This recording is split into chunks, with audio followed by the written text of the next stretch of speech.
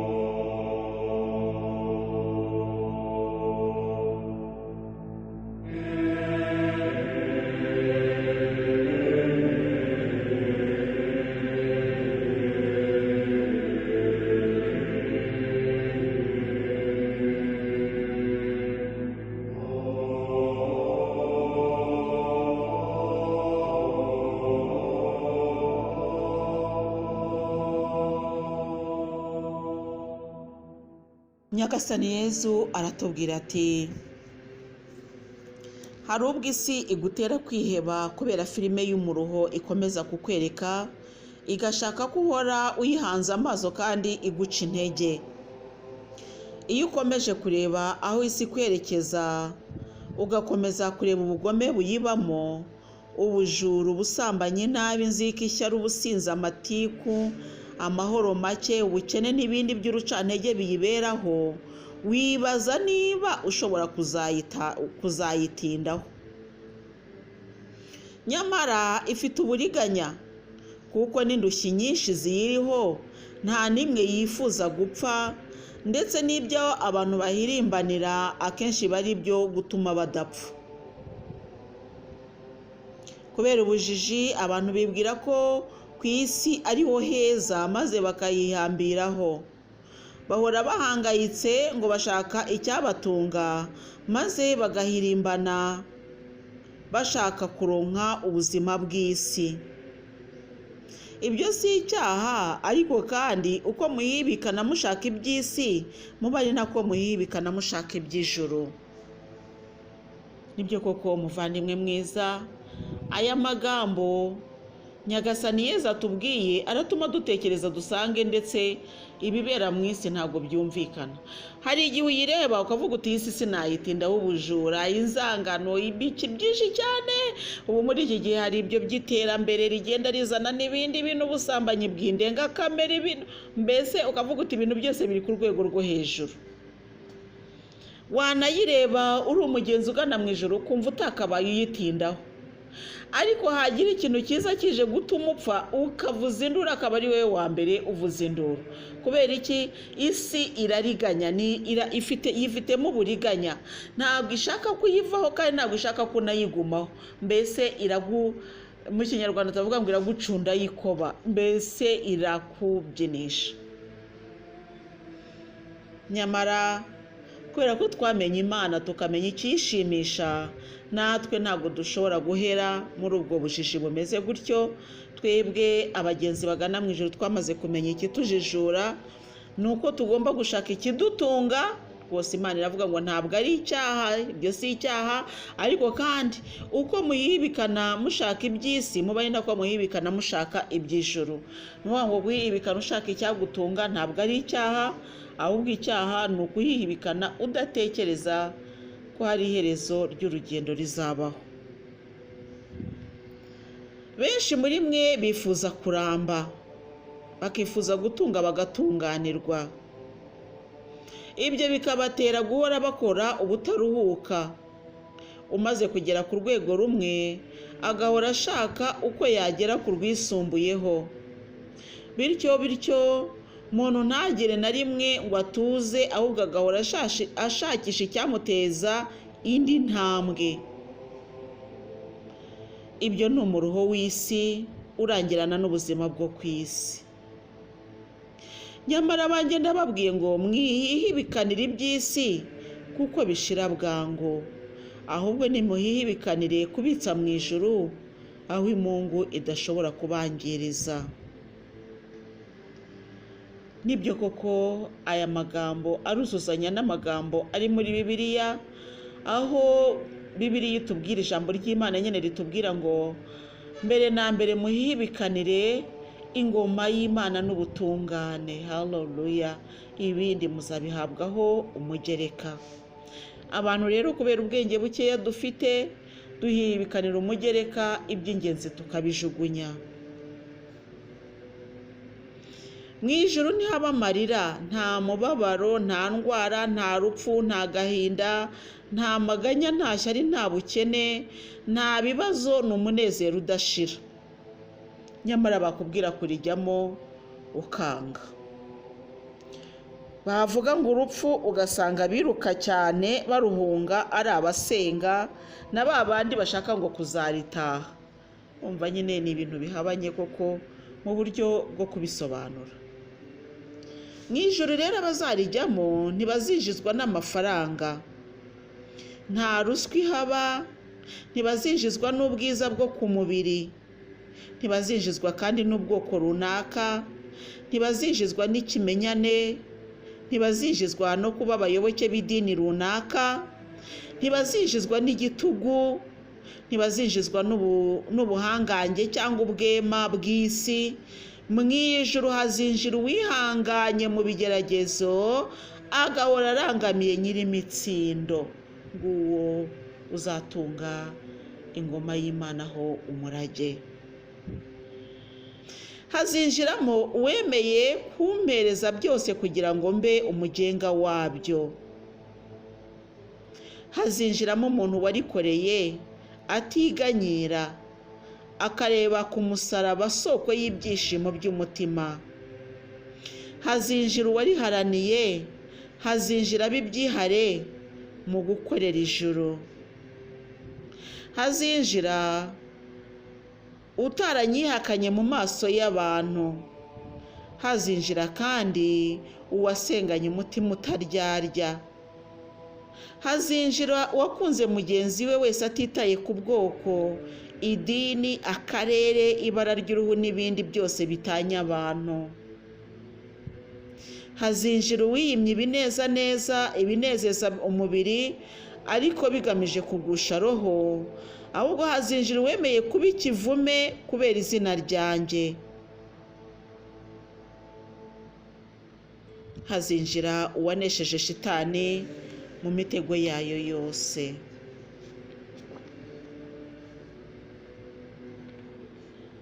Ibyo umara kubisoma ukavuga ngo Nyagasani se, aho nzabasha kuryinjiramo?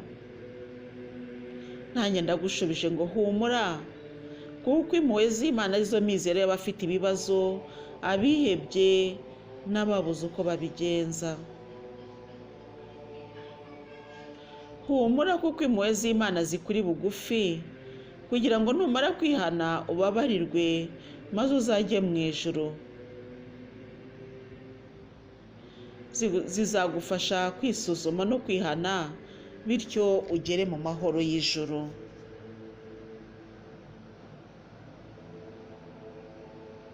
Erega mwana wanjye, kubiguhishurira si byo bikwiye kugutera impungenge, ahubwo waziterwa n'uko wahemutse, bityo ukihutira gusaba imbabazi. Mwana wanjye, ntukibwire ko abihebye ari abakene cyangwa abafite ibibazo by'isi gusa. Abihebye uko babonwa mu ndorerwamo yo mu ijuru ni abantu b'ingeri zose, abakire, abakene, abakomeye, aboroheje, abantu b'amabara yose, ariko batarahura n'uwabaruhura ngo abature imitwaro yabo. Twibuke ko uwabaruhura ari nde? Ni Yezu, kuko ari we wavuze ati mwese abarushye n'abaremerewe muze musange ndabaruhura. Ubwo rero utaramenya aho iyo mpuruza iri iturutse mu kanwa ka Yezu, ni ukuvuga ngo ubugendana imitwaro yawe yose uyitwaye ku mutwe wawe, icyo gihe rero uba uri indushyi. Hari n'abakurizaho kwitwa ibyihebe, bahebye ukwemera, baheba urukundo, baheba Imana, bakagera ubwo nabo biheba ubwabo, bakamera nk'inyamaswa, bagatuma umuntu bakaba ibyihebe. Aba ni babandi twita ibyihebe byo mu isi, aho usanga nyine umuntu adatinya kwiyambura ubuzima, aho usanga umuntu adatinya kuba yakora ikintu kibi, ikintu kibabaza abandi, mbese ugasanga umuntu yarataye umutima wa kimuntu. Kandi wumva ukuntu shitani ari umugome, niwe utera abantu kunangira imitima, hanyuma shitani agatera n'abandi bantu uburyo bwo kubabaza abantu kugira ngo babakuremo ukuri cyangwa se bumve. Mbese hari ukuntu njya ndeba nko mu mafilime, ukabona ukuntu batorutira abantu bagamije kubakuramo amakuru runaka, ugasanga nyine ko ari ibintu biteye ubwoba.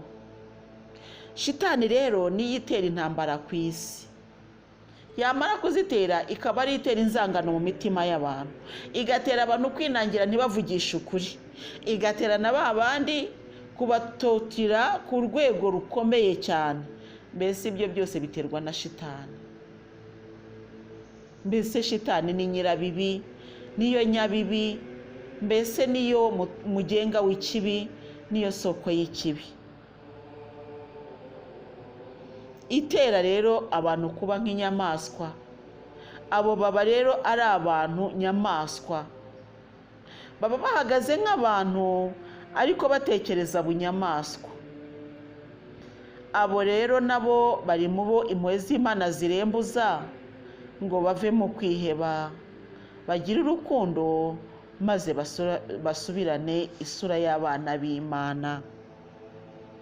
Ayo niyo magambo Nyagasani Yezu yatubwiye adusobanurira kuri iki gisingizo kivuga ngo impuhwe z'Imana we mizero y'abihebye, turakwiringiye.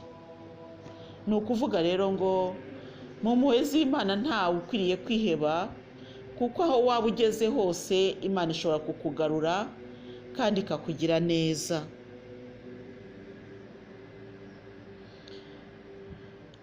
Mu ibaruwa Pawulo n'umwandikiye Abanyaroma yatubwiye yuko mu ikuzo dutegereje n'ibiremwa byose birekereje bitegereje kugirwa abana b'Imana kwacu. Biraniha rero bibitegereje, kuko ari umubabaro kuri byo. Ibi byose rero bavandimwe bagenzi tugana mu ijuru dukwiriye kubitekerezaho, tugatekereza yuko n'ibiremwa biniha, mbese ibintu byose bimerewe nabi kubera ko tutaragirwa abana b'Imana byuzuye. Tuzagirwa abana b'Imana nitumara gutsinda shitani n'ibyiduhendesha ubwenge byose, tukaba twagaragaye mu mubare w'abatsinze kugeza ku ndunduro. Haleluya! Kurwana byo byitabirwa na benshi, urugamba rw'ubuzima, urugamba rurwana mbese mu rw'ubugingo, abantu benshi bararurwana, ariko kuzarugeza ku ndunduro ibyo nibyo bigoye benshi. Muvandimwe wanjye rero, haranira gutsinda, kuko abazageza ku ndunduro aribo bazahembwa. Ihatire kuzageza ku ndunduro, kandi indunduro yawe izabe indunduro nziza. Uzabe mu bahembwa, ntuzabe mu bagawa. Wowe z'Imana, wowe mizero y'abihebye, turakwiringiye. Turihebye kubera yuko tubona ibitugose, tubona ibiri hafi yacu, tubona ibitureba, tukabona biraturenze, maze tukiheba. None mpuhwe z'Imana, twikubise mu nyanja yawe, udusakazeho umukiro w'iteka. Twumve turagutakambiye, Mana igira ubuntu, Mana igira impuhwe zahebuje, umva gutakamba kwacu, turagutakambiye.